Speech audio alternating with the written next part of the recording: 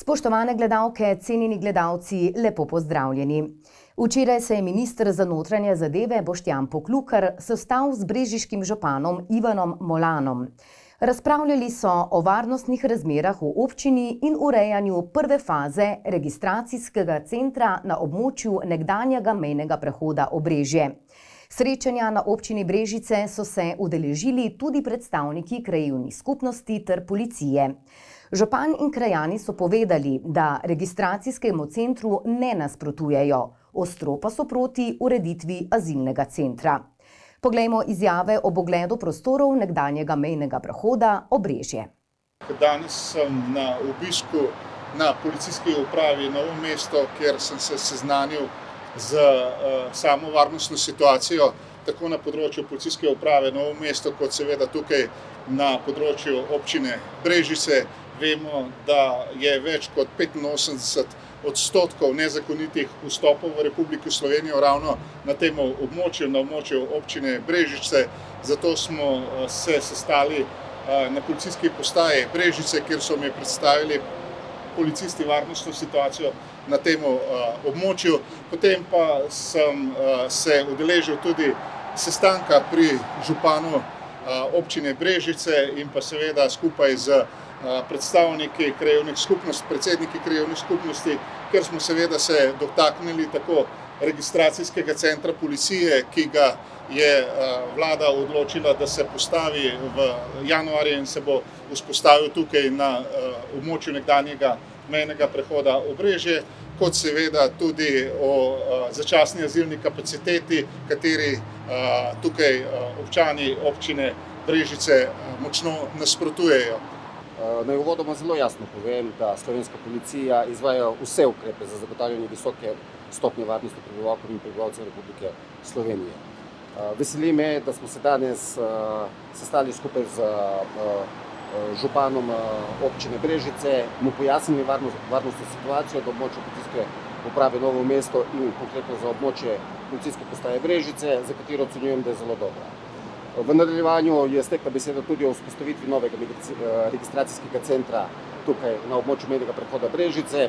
Gre za izjemno pomembno točko, na kateri bo policija na enotnem kraju pod enotnim vodstvom izvajala vse potrebne ukrepe za registracijo migrantov in seveda v nadaljevanju tudi vse logistične ukrepe za prevoz migrantov v azilne domove.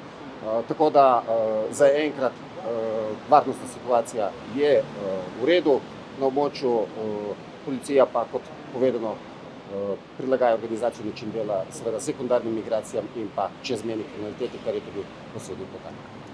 Danes seveda smo z ministrom govorili predvsem o varnostni situaciji in pa o registracijskih centrih. Treba povedati seveda, da v občini Brežice v tem trenutku imamo dva registracijska centra, enega v Brežicah, enega tu na mejnem prehodu in da z skupnim registracijskim centrom bi se te stvari nekako olajšale, predvsem kar se tiče dela policije, dela sociale in pa vseh ostalih stvari. Naše mnenje v občini Brežice je seveda, da je registracijski center tisti, ki je nujen za to, da se zagotovi varnost, da se preveri identiteta, da se seveda oskrbi ranljive skupine in pa seveda potem, da se iz registracijskega centra te migrante odpelja v azilne domove tam, kjer pašejo.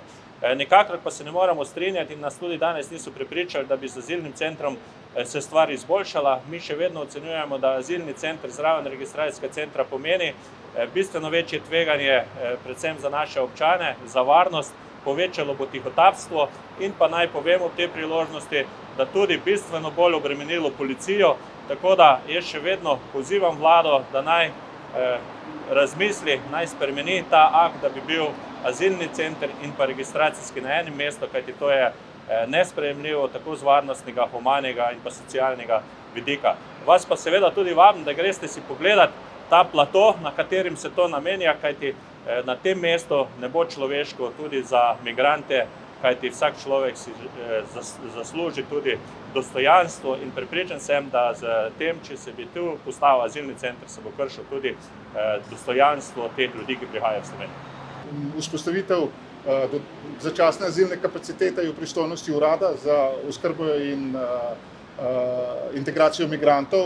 Na zadnjem sestanku, ki smo ga imeli na Ministrstvu za notranje zadeve, je direktorica urada jasno zagotovila, kakšni pogoji bodo za delo, kakšna bo tudi varnost, da bo to šlo za ograjen kompleks kontejnerjev in ostale podrobnosti. Tako da jaz verjamem, da bodo razmere humane, gre se pa to za začasno kapaciteto, kjer bomo pravzaprav te ljudi naselili samo za tisti čas, kjer bo potrebno zagotoviti dodatno kapaciteto. Vemo, da v tem trenutku je azilna kapaciteta deluje v Sloveniji normalno, tako v Ljubljani na Viču kot v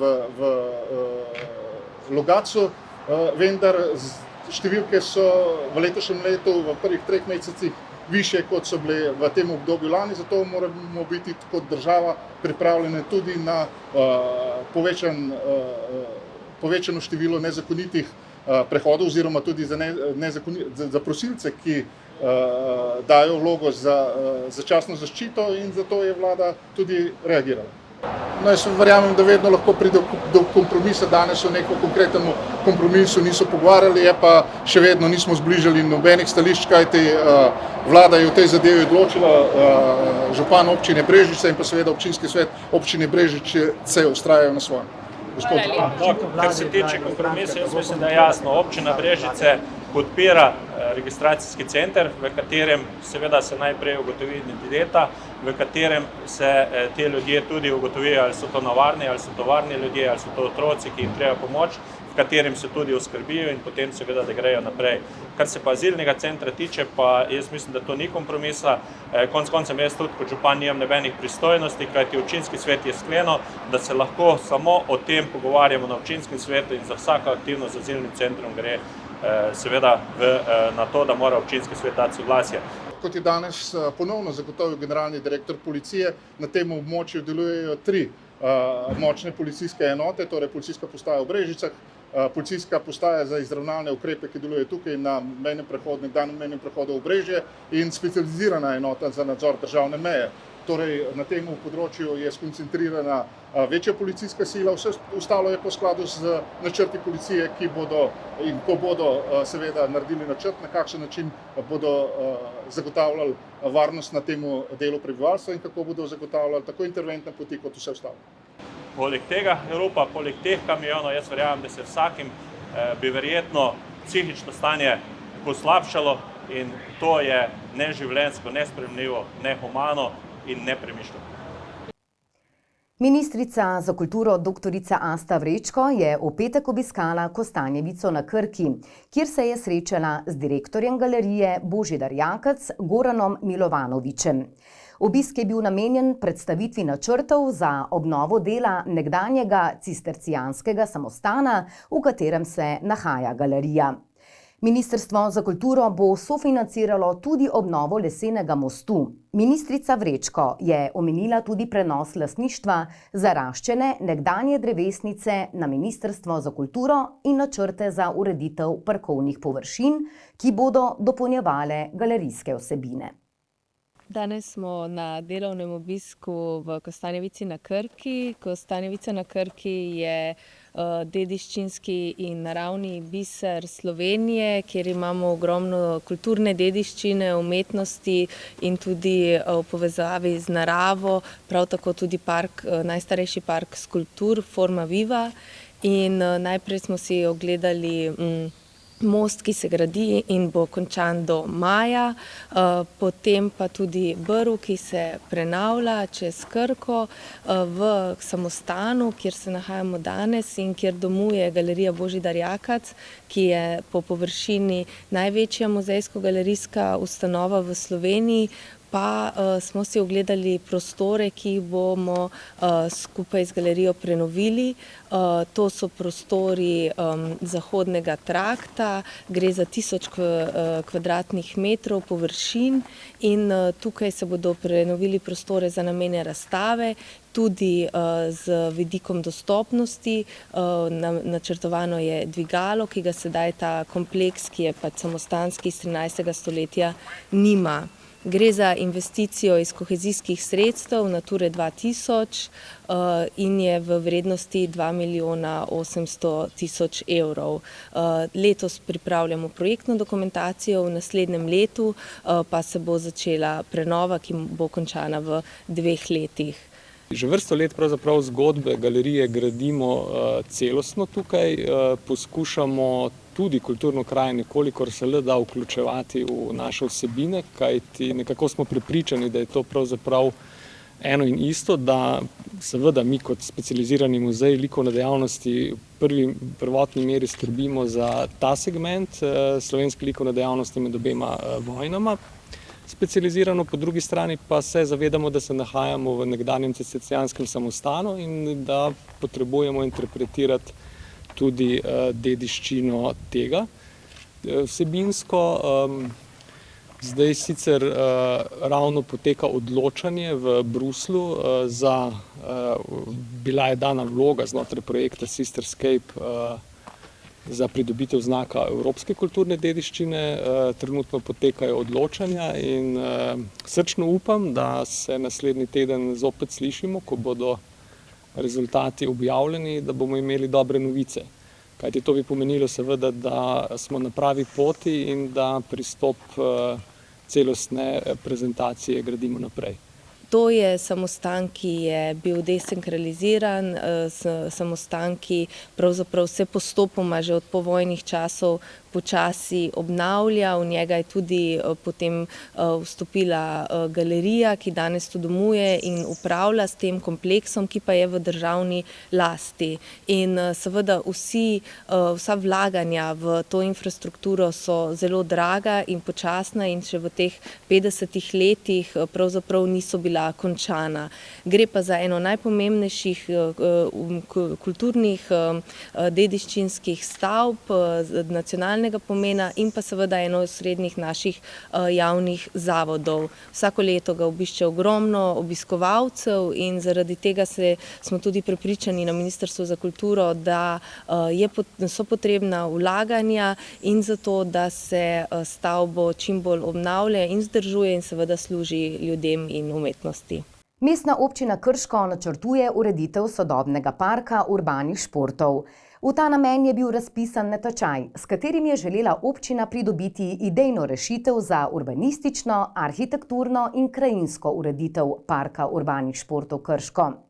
Na natečaj je prispelo 5 predlogov.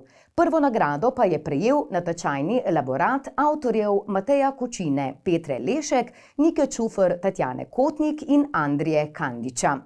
Park urbanih športov bo namenjen domačinom, obiskovalcem in turistom, zaradi specifične vsebine pa bo pritegnil tudi športnike in rekreativce na državni ravni.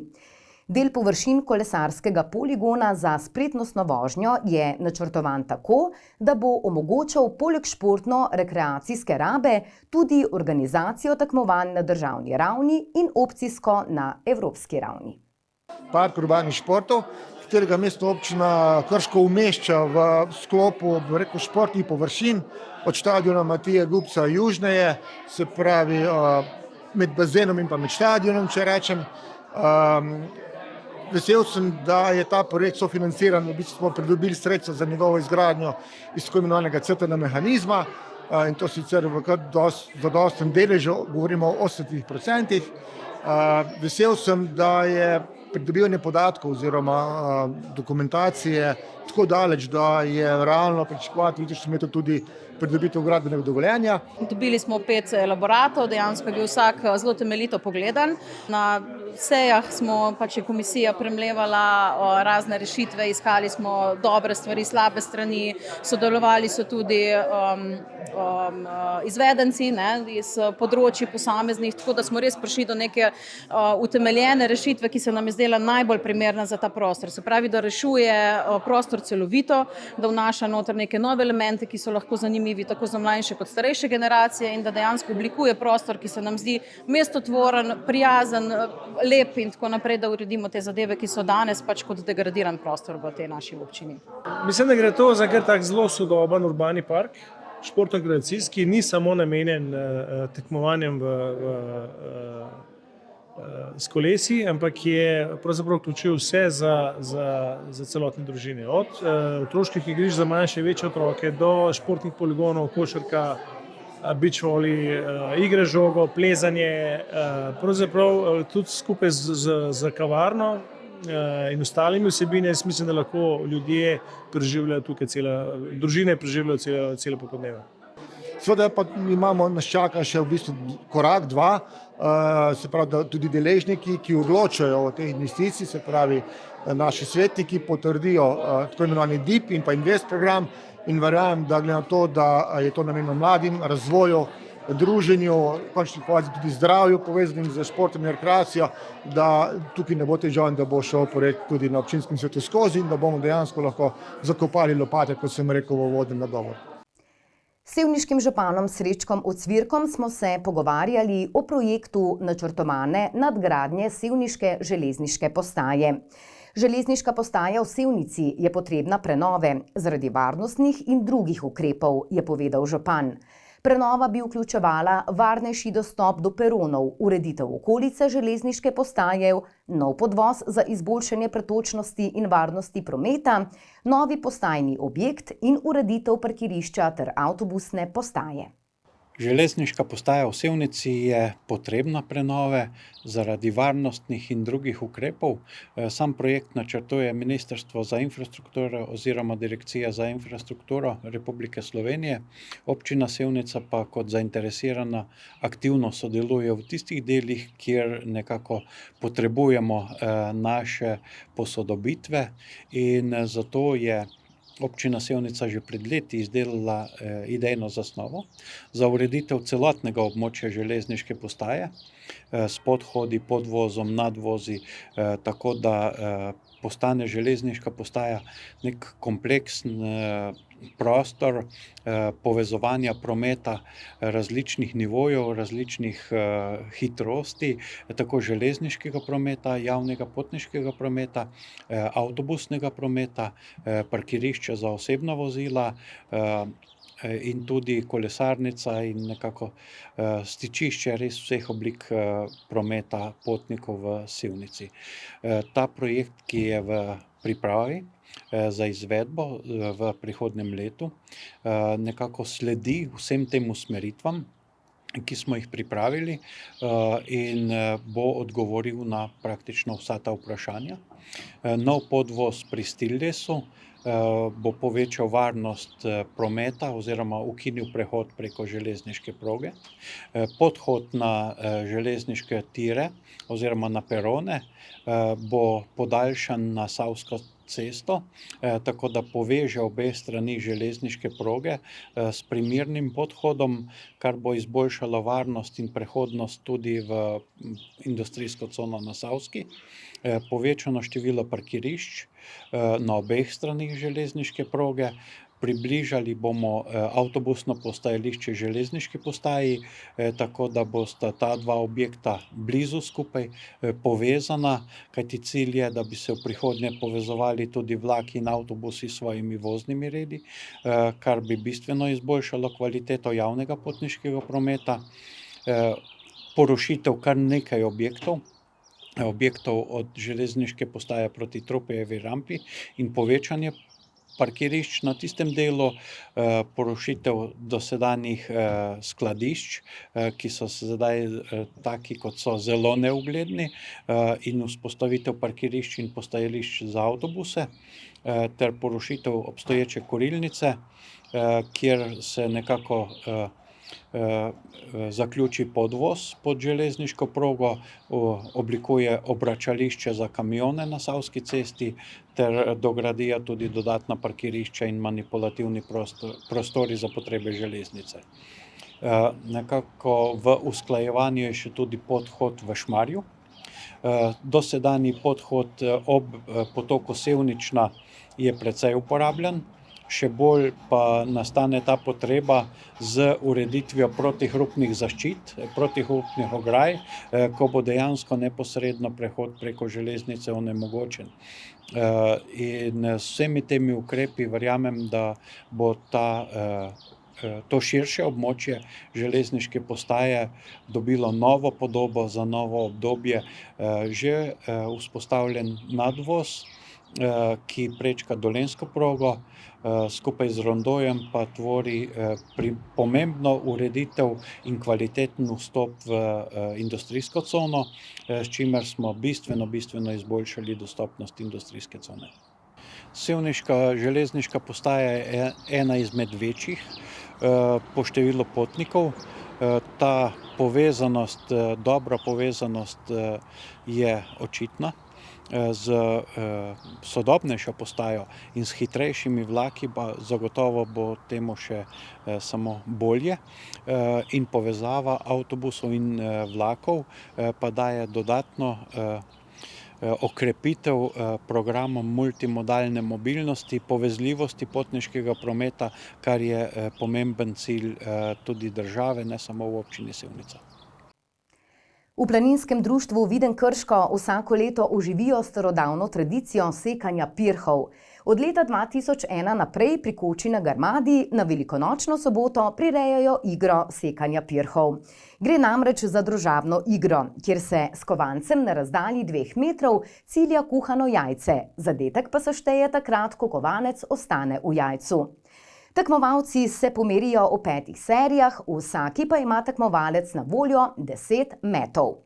Z našo ekipo smo člane planinskega društva Viden Krško obiskali in si pobliže ogledali priprave na to tradicionalno igro. Poglejmo.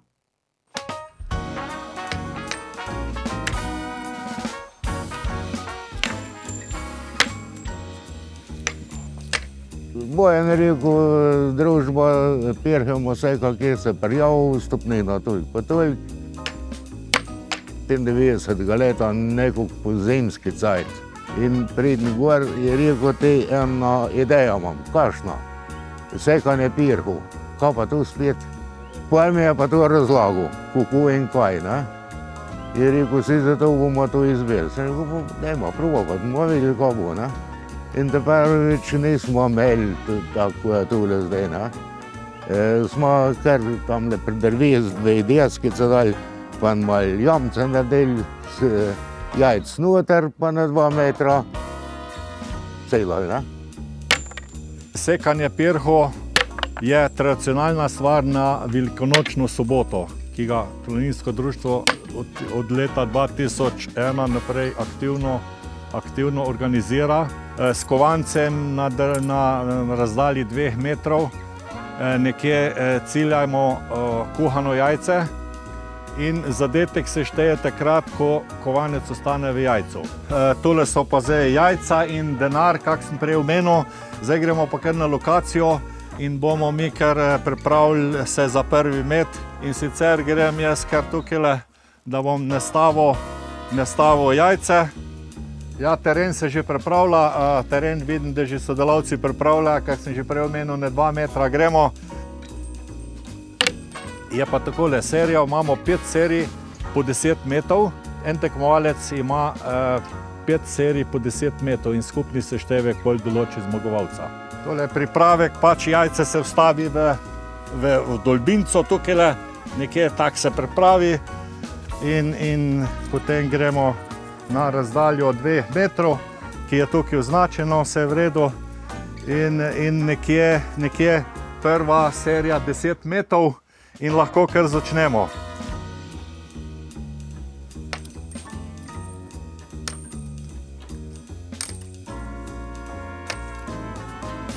Takole, da vam pokažem, to je pravilni zadetek, evo, kovanec je ostal noter v jajcu. Ja, nekje skuhamo tam okoli 30 jajc, kajti vsak tekmovalec ima na razpolago, da si izbere lahko sveže jajce ali pa že tudi malo poškodovano, ne. Ker eni imajo raj, da je že malo načeto, temu rečemo, ne, se mogoče dinar bolj prime kot pa od tistega čist friškega novega, ne, ker so odboji, ne, če točno ne zadeniš, je odboj, ne. Pri tem sekanju pirhov uporabljamo kovance še star jugoslovanski oziroma slovenski tolar, 2 tolarja.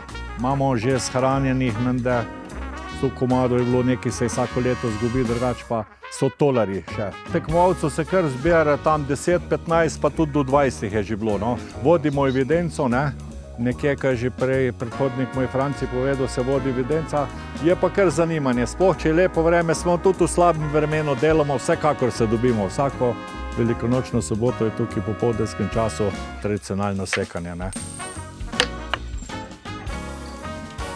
Evo ga.